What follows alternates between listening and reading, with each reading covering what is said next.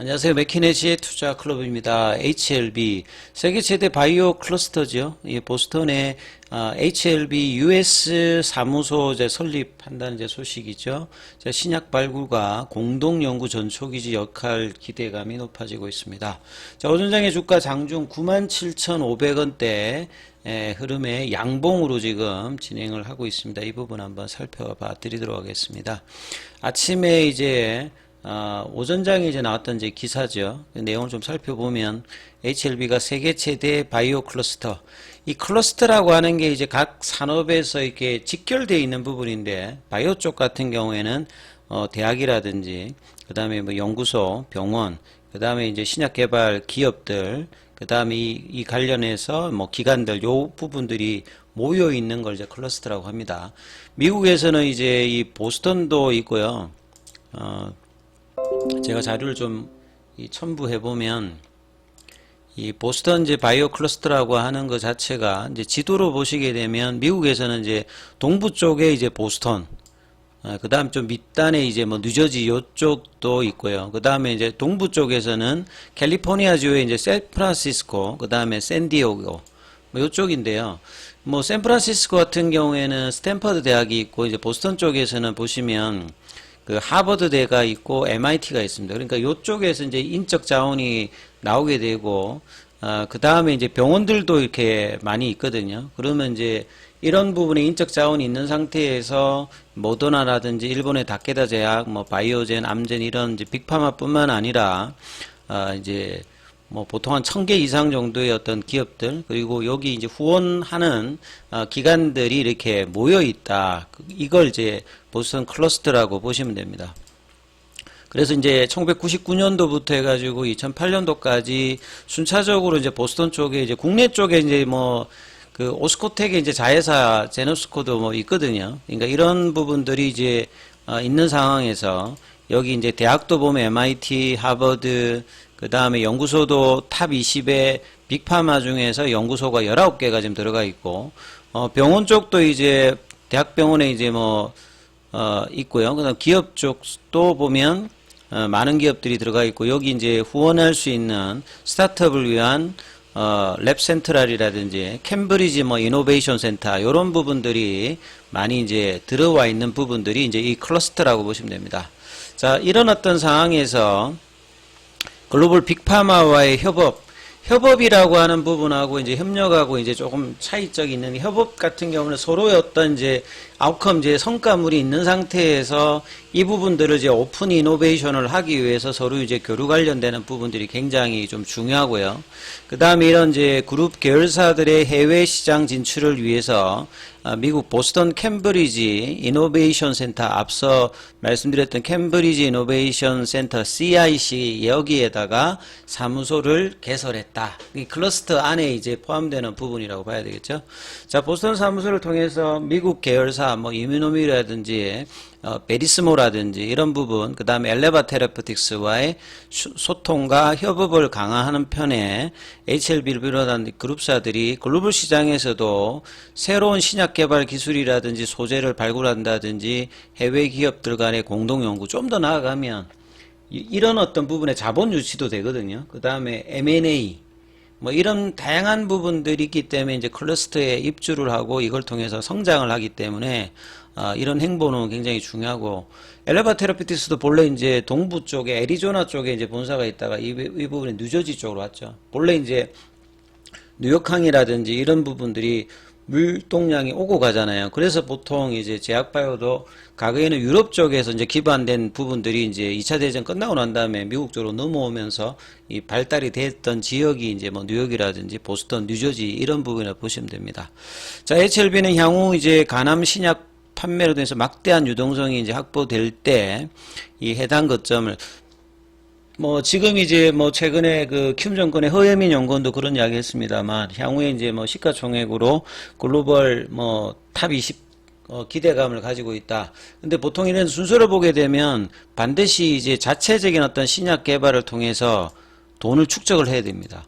이 돈을 가지고 M&A라든지 이런 걸 통해서 대부분 빅파마가 파이프라인도 느리고 M&A를 하면서 성장을 이제 구가하면서 시가총액을 늘렸거든요. 그러니까 이번 리보세라니까 감내주마베 FDA 허가 이후에 그 피크 매출 뭐 3조대를 생각하는 이 몇 년 동안의 압축적인 어떤 성장을 HLB가 해야 되는 뭐 그런 전략적인 어떤 부분이 분명히 좀 있죠.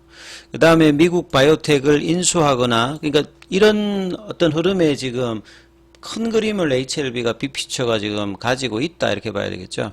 우수한 신규 파이프라인을 도입한 듯 글로벌 탑티어 기업으로 성장하는 과정에서 전초기지로 활용한다. 그 다음에 이제 3월 달에도 이 HLB가 델라웨어주는 이제 뭐 그 테슬라가 지금 여기서 텍사스주로 좀 옮기려고 하는 그쪽이죠. 델라웨어주에서 HLB US 콜포레이션을 설립한 바가 있죠.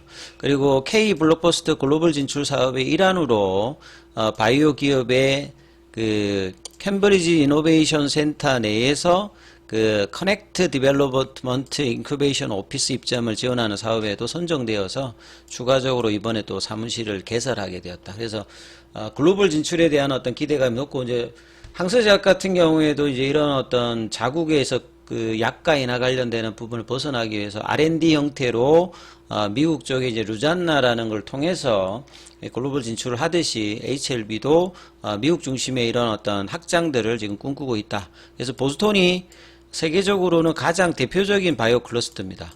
이게 샌디에고 같은 경우는 좀 의도적으로 조성을 했다라고 하면 캘리포니아하고 이제 보스턴 같은 경우는 자체적으로 이제 대학이라든지 이런 병원들이 있는 상태에서 이제 클러스터가 형성되었다 이렇게 이해를 하시면 되겠죠. 그러니까 이런 쪽에 자금들도 밀집되어서 이 벤처 캐피탈과 이런 이제 신약 바이오텍의 결집이 나오면서 이제 미국 그 신약 개발사들이 성장하게 된 유효 요인인데 국내 같은 경우에는 아직 이런 부분들이 자금적인 부분에서 아직 부족한 부분들이 많이 있죠. 자, 김동건 HLB US 법인장 및 이미노믹 대표 같은 경우에는 HLB 그룹은 미국 그 계열사를 통해서 다양한 신약 개발, 그러니까 베리스모하고 이미노믹이라든지 엘레바테라피트스 이야기하는 겁니다. 가시적인 어떤 성과를 내고 있는 만큼 앞으로 국내에 그룹사가 유기적인 협력 관계를 더욱 강화하는 편에 글로벌 기업으로 확고한 위치를 다지기 위한 뭐 도전을 이렇게 하는 거죠. 이제 신약 승인 관련되는 이후에는 또 한 번 이제 퀀텀 점프를 하는 그런 어떤 부분들의 회사의 어떤 시도들이 계속 이제 전향적으로 지금 진행되고 있다. 그 관련되는 기사가 오전에 대부분 나왔죠. 그래서 미국 보스턴에 사무실을 낸 까닭은 단순히 그냥 이 사무실을 내어서 하는 것이 아니라 앞서 말씀드렸듯이 이제 글로벌 이제 빅파마로 성장하기 위해서 신약 발굴하기 위해서는 이제 후보 물질 그 부분에 유입 관련되는 부분 이런 부분들에서 보통 이제 NRDO 형태의 모델을 초기에 HLB가 가졌죠. 그래서 자체적인 어떤 물질이 아니라 후보 물질을 도입을 해서 디벨롭먼트 같은 거를 이제 중심으로 해서 했는데요. 이런 부분들이 굉장히 원활하게 되기 위해서는 연구라든지 대학 쪽에 이런 클러스터에 있는 것이 기회를 찾는 데는 굉장히 뭐 도움이 된다 이렇게 보셔야 되겠죠. 그래서 공동연구 전초기지 역할을 하게 되고 국내 쪽에서도 오스코텍의 자회사가 이제 이 보스턴 쪽에 있고요. 그 다음에 보통 이제 뭐 미국 쪽에 법인을 설립하게 되면 대부분 보스턴 쪽에 뭐 이렇게 기사가 되는 부분을 많이 보실 수 있을 겁니다. 이런 부분들이 이제 이러한 연유이고 뭐 빅파마와의 어떤 제휴라든지 오픈 이노베이션 그리고 협업 관련되는 부분에서 지금 이제 중요한 부분들은 리보세라인과 이제 감내주마비 허가가 되게 되면 지금 이제 그 항암제 관련해서 면역 항암제 관련되는 부분에서 지금 1, 2, 3, 4에 해당되는 이 머크라든지 브리스톨 마이어스퀘어 그 다음에 아스트라제네카 로슈 관련되는 부분에 대해서 협업 관련되는 제의가 많이 들어올 겁니다. 왜냐하면 자기들끼리도 지금 크로스오버로 계속 그 단순히 전신치료제 하나를 가지고 끝내는 것이 아니라 이 보조요법 뼈도 침입하고 그다음 확장을 통해서 새로운 어떤 치료표현을 계속 이제 항암제 라인을 만들어 나가는 형태이기 때문에 자체의 어떤 약물의 어떤 한계점이 있으면 상대방의 약물을 크로스오버해서 서로 이제 임상을 굉장히 많이 하거든요.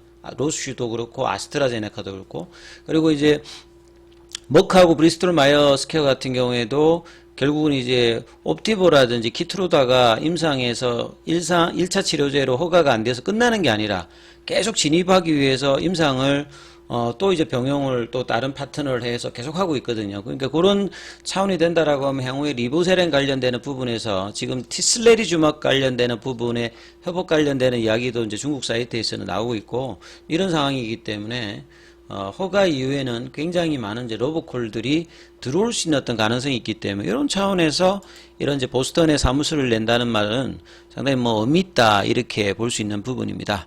자, 차트 관련되는 부분은 다음 영상에서 설명을 드리겠습니다. 자, 중요한 구간인 만큼 문자로 카톡방 진행되고 있으니까 참여 남기시면 입장 코드 보내드리고 있습니다. 참조하시면 되겠습니다.